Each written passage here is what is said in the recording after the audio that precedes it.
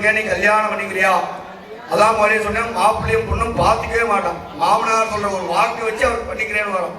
பண்ணிக்கிறியா அப்படின்னு சொன்னாக்கா உடனே சம்மதம்னு சொல்லிட்டா உடனே அங்கேயே நிக்க வச்சு அவருக்கு பாத பூஜை பண்ணுவாராம்.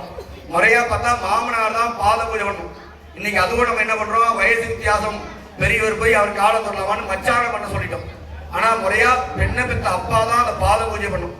எதுக்காக பாத பூஜை பண்றாருனாக்கா அந்த பாத பூஜை பண்ணி அந்த மாப்பிள்ளை கிட்ட சொல்லுவாராம், வர தட்சிண விகித விவாக பிராப்தி அப்படின்னு கையை கொடுப்பாராம்.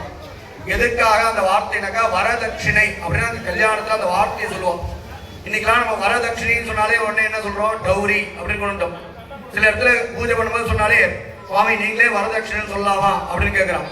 வரதட்சிணைன்றதுக்கு அந்த டௌரின்ற ஒரு அர்த்தம் உண்டு. ஆனா அந்த கல்யாணத்துல நமக்கு பிரிவா வேதங்கள் பிரிவா சொன்னது என்ன வரதட்சிணைகள் அர்த்தம் என்னன்னா, வரன்னா மாப்பிள்ளை, அந்த மாப்பிள்ளை இடத்துல சொல்றாரு வர தட்சிணை, உனக்கு தட்சணையை தரேன். யாரும் தரேன், நான் பெற்ற மகாலட்சுமி, என் வீட்டு லட்சுமியை நான் பெற்ற மகாலட்சுமி உனக்கு தட்சணையா தரேன்.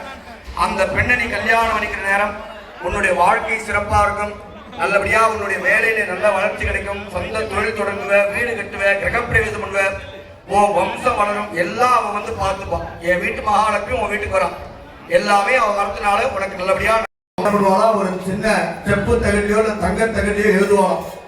இன்னாருடைய மகள், இன்னாருடைய பேத்தி, இன்னாருடைய கொள்ளு பேத்தி, இந்த கோத்திரத்தில் பிறந்த பெண் அப்படின்னு அந்த ஒரு தகவல் எழுதி அதை ஒரு தாயத்துக்குள்ள, நம்ம தாயத்து கட்டுறோம் இல்லையா, அதை கூட அந்த தாயத்துக்குள்ள அந்த தகடை உருட்டி உள்ள வச்சு அதுதான் கட்டுவாங்க. அதுக்குதான் தாலின்னு பேர். அந்த குழந்தையுடைய வம்சத்தை வந்து தன்னுடைய கழுத்திலேயே சுமந்திருப்பான் அப்படின்னு அர்த்தம். அதுக்குதான் அந்த காலத்துல தாலின்னு சொன்னான். காலப்போக்கில் அப்படியே அது மருவி என்ன எடுத்து அந்த தாலின்ற வார்த்தையே நம்ம விட்டுட்டோம். இப்ப யாரும் அந்த மாதிரி வம்சத்தை தான் எழுதி மாட்டிக்கிறது கிடையாது. நம்ம என்ன பண்றோம், அந்த வம்சத்தை சொல்லி கல்யாணம் பண்ணி கொடுத்துறோம். கன்னிகாதானம் மட்டும் வம்சத்தை மட்டும் சொல்றோம். அதனால